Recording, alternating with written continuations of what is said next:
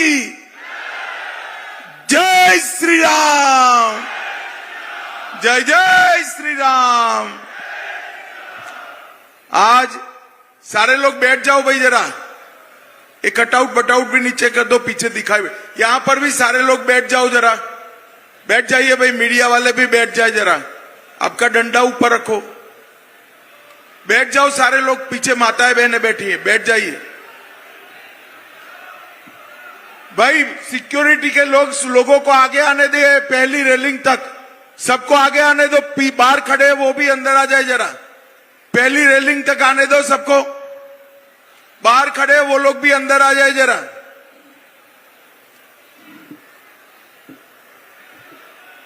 भाइयों बहनों, आज मेरे साथ मंच पर उपस्थित श्री सुरेंद्र नागर जी, हमारे राज्यसभा के संसद सदस्य सुभाष बराला जी, कमल गुप्ता जी, बिशंबर वाल्मीकि जी, रणबीर सिंह गंगवा जी, श्री कुलदीप बिश्नोई जी, डॉक्टर वत्स साहब, राव नरवीर जी, स्वामी सुमेगानंद जी, डॉक्टर आशा खेदड़ जी, विनोद बयाना जी, श्री भव्य बिश्नोई जी, श्रीमती सावित्री जिंदल जी, छत्तरपाल जी, वेद नारंग जी, टेकराम कंडेला जी, गौतम सरदाना जी, अमरपाल जी, और आज जिनको जिताने की अपील करने के लिए मैं आया हूं, श्रीमान चौधरी रणजीत सिंह जी। रणजीत सिंह जी खड़े होइए, सभी लोग ताली बजाओ जरा रणजीत सिंह के लिए। और आज की इस विशाल जनसभा में आए हुए प्यारे भाइयों बहनों माताओं और मेरे जिगर के टुकड़े जैसे युवा मित्रों, आप सभी को नमस्कार। भाइयों बहनों, आज जब मैं हिसार आया हूं तब सबसे पहले अग्रोहा धाम को प्रणाम कर कर मेरी बात की शुरुआत करना चाहता हूं। बम्बोरी माता मंदिर, काजला मंदिर, बाबा शीतलनाथ को भी प्रणाम करता हूं। महान स्वतंत्रता सेनानी लाला हुकमचंद जैन, मुनीर बेग, पंडित नेकीराम शर्मा, दादा गणेशी लाल और लाला लजपत राय को भी याद कर कर मेरी बात की शुरुआत करना चाहता हूं। भाइयों बहनों, मैं हरियाणा की भूमि पर आया हूं तब हरियाणा की भूमि ये देश को 3 क्षेत्रों में सबसे बड़ा योगदान अगर किसी ने किया है तो हरियाणा ने किया है। एक तो देश की सीमाओं की सुरक्षा, आज हम निश्चिंत होकर अपने घर में सो रहे हैं, इसका कारण हरियाणा का जवान सीमा पर भारत माता की रक्षा के लिए तैनात है, इसलिए सो रहे हैं। दूसरा, हमारा किसान, एक जमाने में गेहूं अमेरिका से लाना पड़ता था, आज अन्न के क्षेत्र में हमारा देश स्वावलंबी हुआ। इसमें सबसे ज्यादा योगदान किसी का है तो हमारे किसान, और उसमें भी हरियाणा के किसान का है।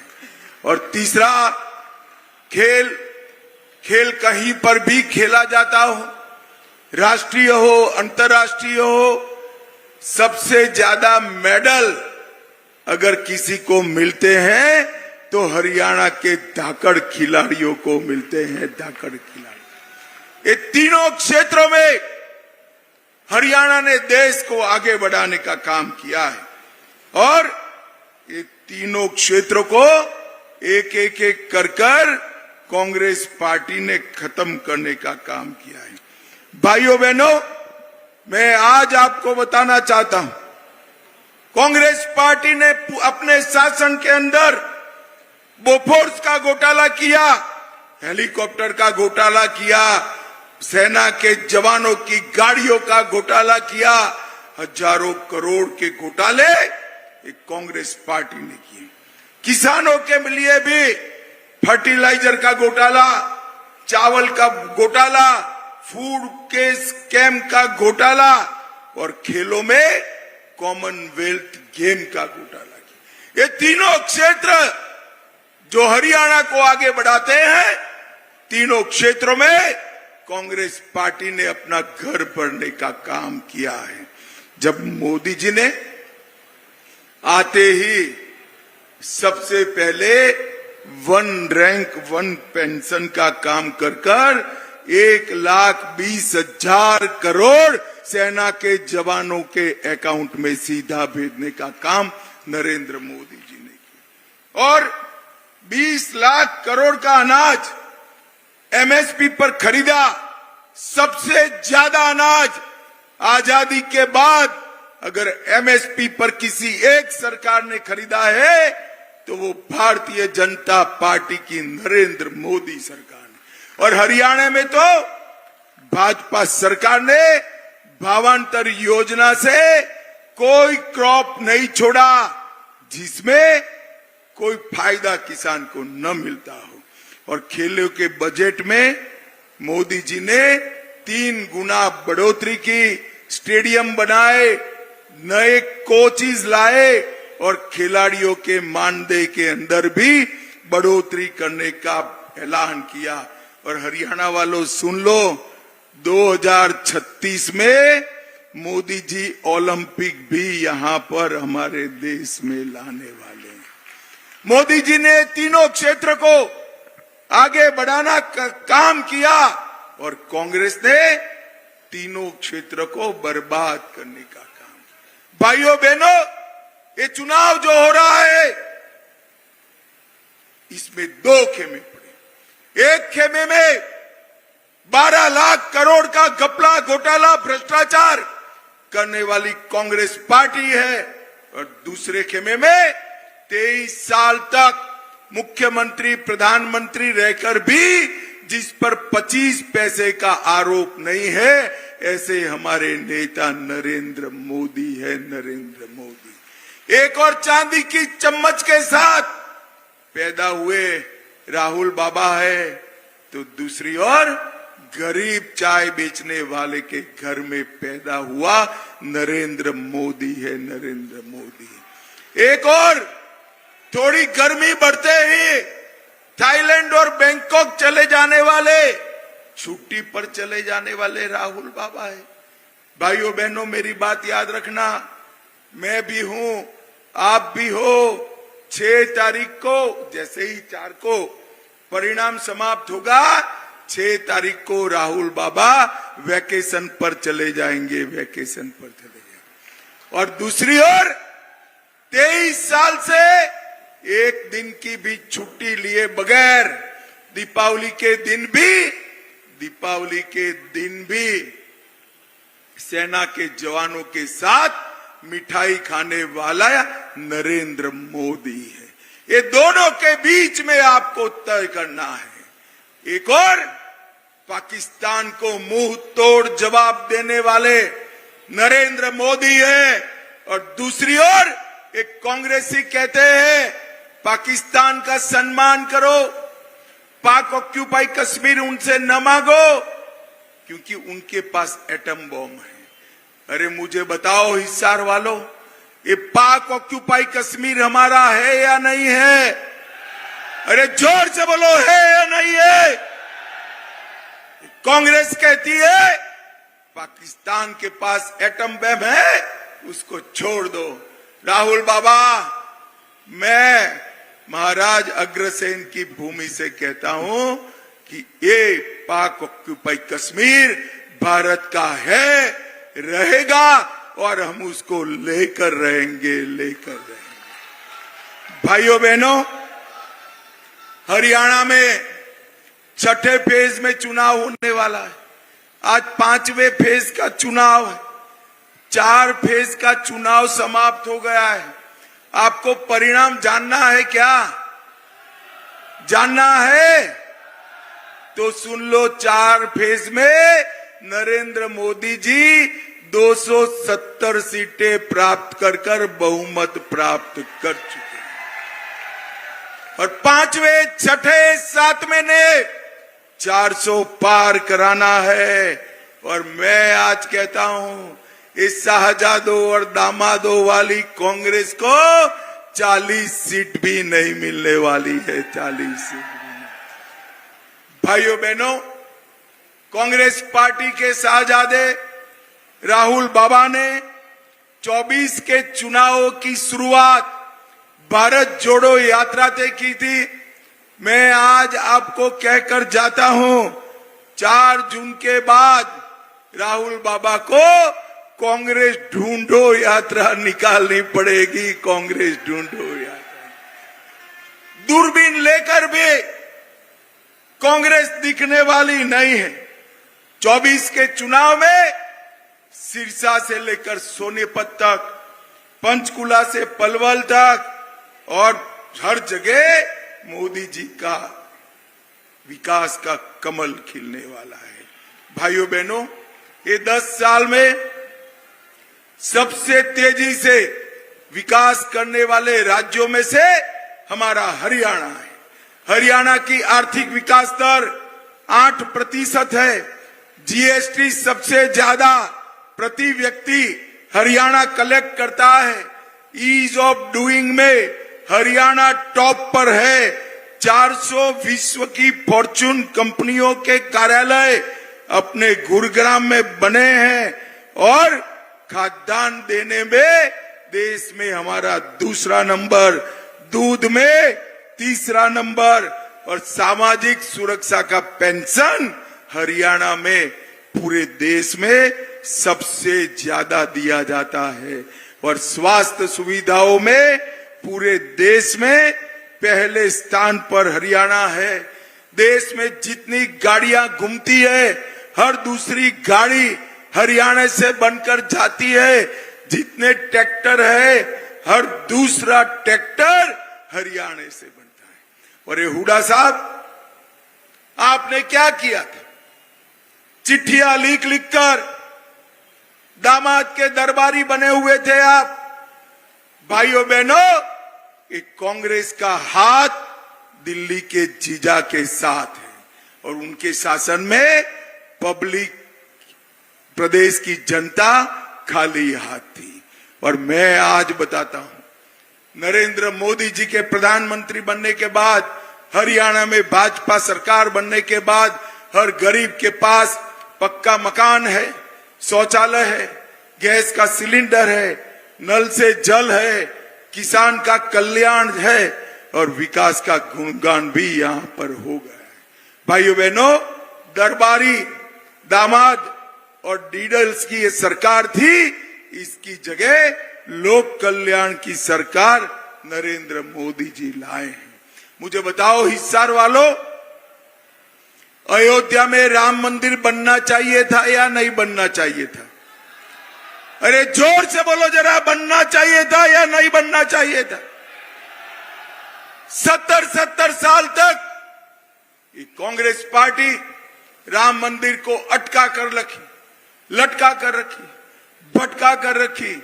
आपने मोदी जी को दूसरी बार प्रधानमंत्री बनाया, 5 ही साल में केस भी जीता, भूमि पूजन भी किया और 24 जनवरी को प्राण प्रतिष्ठा कर कर जय श्री राम कर दिया। और माताओं, भाइयों बहनों, जब ये प्राण प्रतिष्ठा का निमंत्रण राहुल बाबा, सोनिया गांधी और प्रियंका गांधी को दिया गया, वो प्राण प्रतिष्ठा में नहीं गए। क्यों नहीं गए भाई? मालूम है आपको क्यों नहीं गए? मैं बताता हूं, वो डरते हैं अपनी वोट बैंक से।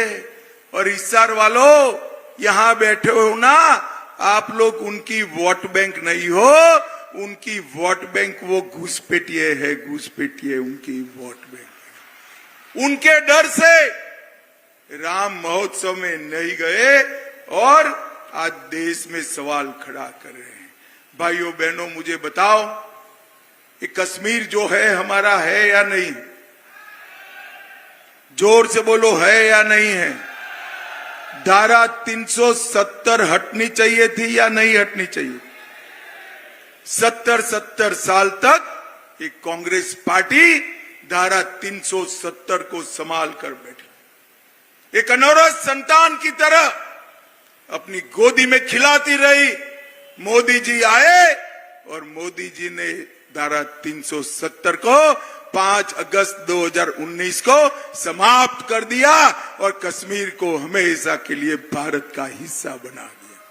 और नरेंद्र मोदी जी ने इस देश से आतंकवाद को समाप्त किया, नक्सलवाद को समाप्त किया है। एक जमाना था, सोनिया मनमोहन की सरकार थी, आए दिन पाकिस्तान से आलिया मालिया जमालिया आते थे, घुस जाते थे, बम धमाके करते थे और मनमोहन सिंह जी कुछ नहीं बोलते थे। नरेंद्र मोदी की सरकार बनी, उरी और पुलवामा में हमला किया और इस 10 ही दिन में मोदी जी ने सर्जिकल स्ट्राइक और एयर स्ट्राइक कर पाकिस्तान के घर में घुसकर आतंकवादियों का सफाया करने का काम नरेंद्र मोदी जी ने किया।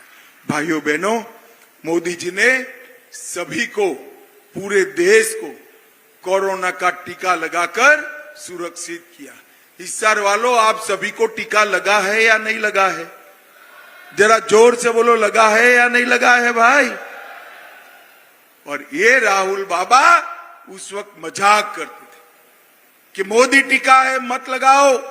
और मैं आज देश की जनता को पूछना चाहता हूं, इनका मानकर टीका न लगाया होता तो आज देश कोरोना से सुरक्षित होता क्या? जोर से बोलिए, होता क्या? राहुल बाबा, कोरोना जैसी महामारी में आपने राजनीति करने का, ओछी राजनीति करने का काम किया है। भाइयों बहनों, मोदी जी ने दुनिया में भर में वैक्सीन पहुंचाया। आज दुनिया की फार्मेसी भारत बना हुआ है। भारत का नागरिक कोई भी युद्ध में फंसा हो, बाहर निकालने का काम नरेंद्र मोदी जी ने किया है। आज यूपीआई का डंका पूरे भारत में बज रहा है। चंद्रयान पहुंचाने का काम हमारे मोदी जी ने किया है। भाइयों बहनों, एक कांग्रेस पार्टी हार को देखकर झूठ के आधार पर जीत प्राप्त करना चाहती। वो कह रहे हैं कि मोदी जी को 400 सीट मिलेगी तो मोदी जी आरक्षण हटा देंगे। मैं आज कहकर जाता हूं, जब तक भारतीय जनता पार्टी का एक भी सांसद है, हम आरक्षण को नहीं हटने देंगे, नहीं हटने देंगे, नहीं। भाइयों बहनों, और एक कांग्रेस पार्टी ने मुसलमानों को आरक्षण दिया है।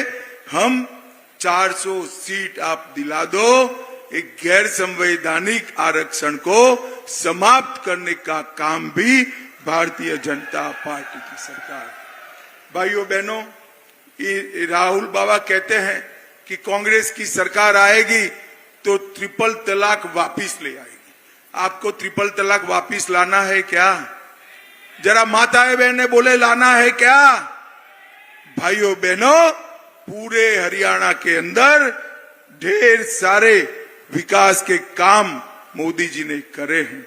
एक ही लोकसभा में 1,56,000 घरों में पीने का पानी पहुंचाया, 29 सस्ती दवाइयों के केंद्र खोले, 50,000 शौचालय बनाया, 50,000 गैस का कनेक्शन दिया, 18 लाख लोगों को मुफ्त 5 किलो अनाज दिया, 350 किलोमीटर गांव की सड़क बनाई और 13 लाख लोगों को 5 लाख तक का स्वास्थ्य का पूरा खर्चा आज नरेंद्र मोदी जी उठा रहे हैं। नरेंद्र मोदी जी। भाइयों बहनों, आप रणजीत सिंह जी को जब जिताएंगे, इनके नाम के सामने कमल का निशान है, उस पर आपको बटन दबाना है। मगर मैं बताकर जाता हूं, रणजीत सिंह के नाम के सामने जो कमल का निशान दबाएंगे, वो वोट सीधा नरेंद्र मोदी को प्रधानमंत्री बनाने के काम में आने। भाइयों बहनों, मुझे बताओ, आने वाले दिनों में जब 25 तारीख को चुनाव होगा, तो मेरे साथ दोनों हाथ उठाइए, उठाइए दोनों हाथ, विजय के संकल्प की मुट्ठी बींचे और प्रचंड आवाज से बोलिए, भारत माता की जय श्री राम, जय जय श्री राम।